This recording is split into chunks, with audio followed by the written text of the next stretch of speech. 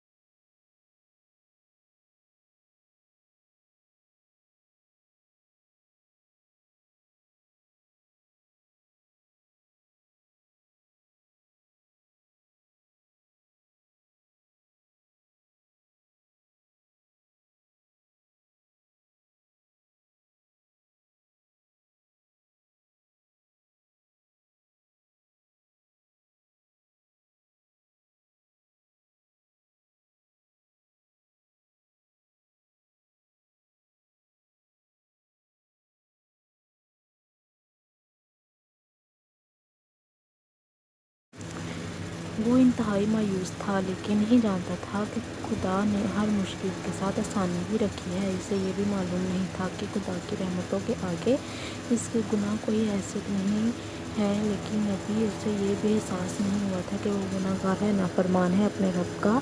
वो इसके काम को मजाक समझता था, और ये इसकी ज़िंदगी में अब तक की सबसे भयानक रात थी।